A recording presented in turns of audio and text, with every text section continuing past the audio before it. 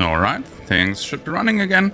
So I changed a couple of things concerning the video of the webcam and also the audio stuff. I hope that everything works out fine and audio levels are fine and all that stuff. Alright, so let's continue. We wanted to talk to this guy, so let's do that here. Well, what do we have here? You must be a new arrival. Let me guess. Fate of the undead, right? Well, you're not the first. But there's no salvation here. You'd have done better to rot in the Undead Asylum. But too late now. Well, since you're here, let me help you out. There are, actually, 2 bells of awakening. One's up above in the Undead Church. The other is far, far below, in the ruins at the base of Blight Town. Ring them both, and something happens. Brilliant, right? Not much to go on, but I have a feeling that won't stop you. So, off you go. It is why you came, isn't it? To this accursed land of the undead?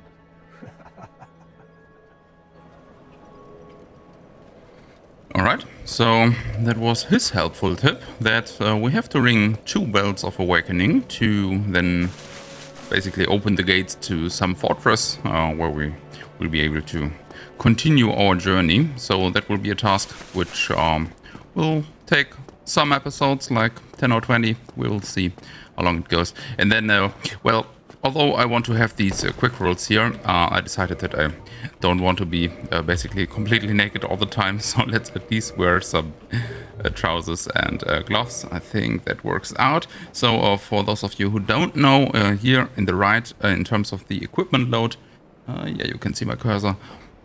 We want to stay below 1/4 of the amount that we have. So halved it's 26, halved again it's 13. So 12 we can do just fine. And then at least we have some armor on, I guess. So let's talk to this guy. Hello there. I believe we are not acquainted. I am Petrus of Thoroland. Have you business with us? If not, I'd prefer to keep a distance, if possible. Well, okay. So I think we don't have enough faith for talking to him. I think we need 10 faith, and we have just 9. But yeah, that's fine. Let's just keep going on. Then we have some souls items from last episode. So let's consume them. And then we can do our first level ups here. And then, yeah, I have said last episode that we have one controversial mod in here, and just had a little teaser in there. We will see if some of you have spotted that, but we can talk about it now. And that is basically that we, from the beginning onwards, are already able to warp. Of course, for now we don't have any other bonfires available here, but just so you know, warping is something which you usually unlock after around half of the game, maybe. And in my case, I'm not new to this. I just don't want to do all the runbacks here and there to upgrade my weapon or stuff like that. So I decided to... That's how I basically always play it, since I'm a little bit more experienced. I mean, it's often just really the way back to other bonfires, which don't usually cause deaths anymore if you're familiar with the game. So I decided to allow myself this part here. I mean, we can still remove it in other runs, but for this time I just want to use it, and I hope that's fine for you. So with our first levels here, let's put some into vitality. I'm not sure which weapon we're going to wear, but I think 15 strength is good in anyway, because it can always happen that you spend the first cheap levels so much on vitality and other stuff that when you get the great weapon you decide to use, you don't have the stats for a longer time to use it, which would be quite unfortunate as well. So let's just prepare a little bit. Down with you. I like to parry this guy. Just like that. That guy up there is throwing some fire bombs, but now timing is right. We don't really have to care much about that. Then back on the bridge there's an item, but that's just a certain ring, which really has no benefit for us. so I'm not gonna use that. Yeah, and currently no death counters, since we don't have any deaths yet. I think I will start it with the first death that occurs. So let's move on here. Are these throwing knives? No. Okay, just some souls. Maybe these here are throwing knives? I don't know. I think we can get them somewhere here. More souls. Alright. Yeah, so not familiar with every single drop in here. But I think I know the position of most of the items quite well. If anything, I don't know how to chase some of the crystal lizards. That can be quite a chore to get the upgrade materials from them. But maybe, depending on the weapon and the drops that we get, we don't even have to do that here. And if you don't know, crystal lizards are a relatively rare type of, yeah, let's call them enemies. But they are not really fighting against us. They are just fleeing. And yeah, they can drop really nice upgrade materials for weapons. So it can be tough to catch them, to get the materials you need. But let's see if we even need that. Alright, so let's take this little detour here. And I wanted to remember what we get from this detour. So that was some souls. Of course, the souls from some enemies which we kill along the way. But it's just been 200 souls so far. I think it ends up with a crossbow. It's basically just a reminder for myself. Okay, we'll get the rubbish here, which is actually more important than it sounds. Since it can be used for some trading with Snuggly the Crow, a trading NPC. And this is a humanity, I think, right? Yeah. Alright, so in that case, yeah, we get some souls and we get the rubbish for trading. And the humanity. Yeah, it's fine for a detour. Especially in a run where we plan to stay human and need all the humanities that we can get. So, let's move on here. And now we get a little surprise. Or not. Yeah, you, buddy, will be a problem for another episode. So now we just have to deal with these guys here. Man, this jumping attack, I always feel like so weird. Don't you feel that way as well? I mean, he jumps like 6 yards, 6 meters towards us. Out of, even without running. It's kind of strange. The jumping reach. Okay, so we not hit the bonfire just yet. We also won't collect that item here behind the door, since it's just a shield, which we are not going to use. And in terms of other runs, of course, we will be able to do something like randomizer challenges and stuff like that. In these cases, it will also be of more interest to grab all the items that we can. Because in this case, there are just some items where I know, yeah, that I or we don't need them, and I'm basically just skipping them. So let's talk to this merchant here. Well now, you seem to have your wits about you. Then you are a welcome customer. I trade for souls. Everything's for sale. Things are getting treacherous in these parts. A horrible goat demon has moved in below. And up above, there's that humongous drake and a bull demon too. If you stick around this place, it might end up being your grave. Here, I'm not here to chit-chat. We talk business, or we talk nothing at all. Okay, he wants to We talk... just trade with us. So a basic rule in all of these From Software titles in Souls-likes is to just continue dialoguing until you get the same last dialogue again and again. Then you know you have exhausted the dialogue. So let's get the residence key here.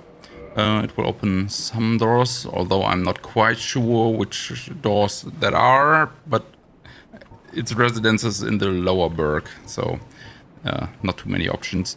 I just remember that we want to use it.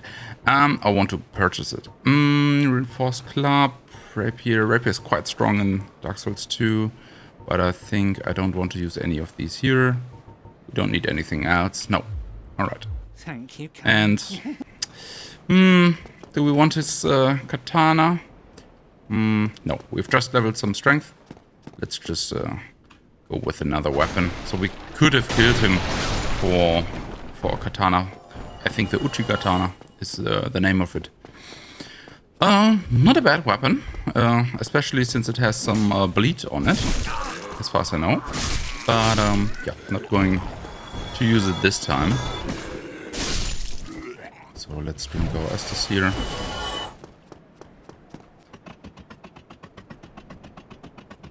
Alright, ladders are always a chore in the first game, since we can't really move them up any faster by pressing shift or something. That's a feature of the other games. So then, I think that's a crossbow, yeah, with some bolts to it. There might be one or two places where I want to shoot a bolt here and there, but mostly it will just be melee. Maybe later on we can use a miracle here and there, or pyromancy, or even a sorcery. We will see. I'm not yet decided on that. We can just see what the run brings. And yeah, maybe you also want to suggest some build that we play. So feel free to. If you want me to go for dexterity, strength specifically, intelligence, faith, or whatever, you can suggest builds, as well as just character stats. If you don't know any specific builds and just want to see me swinging very large two-handed weapons or something. Otherwise I will just go with whatever comes up, especially since some of the nicer items are just a little bit luck-based to get, and we have to see if they drop for us or not. So certain builds can't really be enforced, but there's a high probability to get lucky in at least one of these items. And of course there are also many items to be used that are guaranteed to get. We don't have to use any of the luck-based items. So let's fight our way through these here. Alright. Going up here. Yeah, they are not really aware of us. Let's get rid of you guys. And I mean, I'm just gonna clear these enemies now, since yeah, we get some extra souls from them and some extra items and stuff like that. But I just want to be kinda completionist in this run. We won't kill every single enemy, but yeah, I want to show you most of the world, so that even if you go in blind here, you have the feeling that you have seen basically everything of the game. Maybe not every single enemy died, but yeah, you know all the places, you know all the spots. And even if I decide to not grab any items, I at least want to tell you about them. So that's a very nice item, which we just collected. Gold pine resin, which can be applied to our weapon and will increase our damage significantly. Now in the beginning, it will lose a little bit of impact later on, but for now it's really nice. Maybe that was a little bit unnecessarily risky. Since I knocked back his shield, I plan to smash on him quite... Oh, come on. Now it's getting kind of dangerous here. Alright, we can... Oh, come on. Guys, can you move away from each other a little bit, please? Maybe one of you follows me while the other one doesn't? So I can knock back a shield of you. No! Oh, wow. Especially in the moment when I kicked him. He moved back his shield anyway. Come on, die now. That has been enough. Yes. You gotta go as well. No! You're not allowed to drink, what the fuck? No, no, no. Only I will be drinking the Sunny D here. So let's dodge this barrel. And get rid of this guy.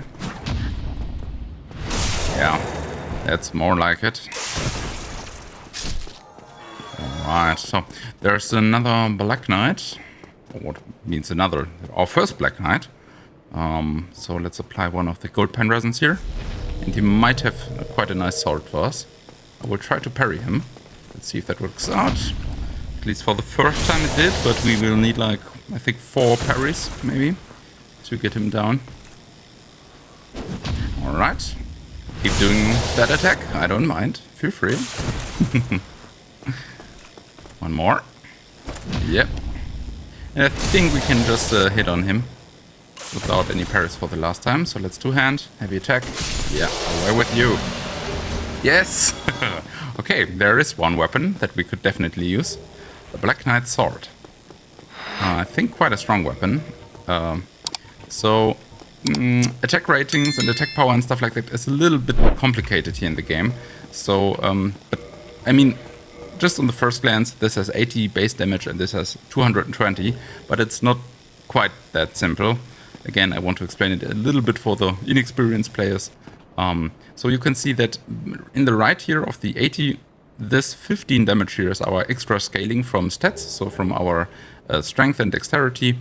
These parameter bonuses here mean that we scale on strength and dexterity, and it's like a tier list, right? Where F is the worst and A is quite nice and S is the very best. So scaling on strength and dexterity with C is not really so great, so we get plus 15 extra damage to 95. And on this one, we don't currently fulfill the requirements here with 20 strength and 18 dexterity, so the base damage might look quite high here, but actually it would be very low right now because we get such a reduction here due to missing stats. We will be able to hit these stats in a couple of episodes, and there's a little trick about two-handing, but yeah, we won't be able to wear it just yet. So for this episode, let's kill this lizard here. Oh, damn. Okay. Oh, well, this didn't really work out. Oh, come on. What the fuck? Usually I'm able to prevent him running away. But now I'm just missing him. Okay, at least we got him. So that's one of the lizards I was talking about, and these do despawn after a while. So, yeah. It was a little bit lucky there, since we missed so much. But it still worked out. And Twinkling Titanite is, I think, the exact right upgrade material which we would need for the Black Knight Sword. And I'm still not too fixed on using this item, but I mean, it's relatively strong, especially when we get it so early. So we can see what else we get, but I'm kind of committed to using that one now. So, there is a boss ahead, which we will fight in the beginning of next episode. Thank you very much for watching.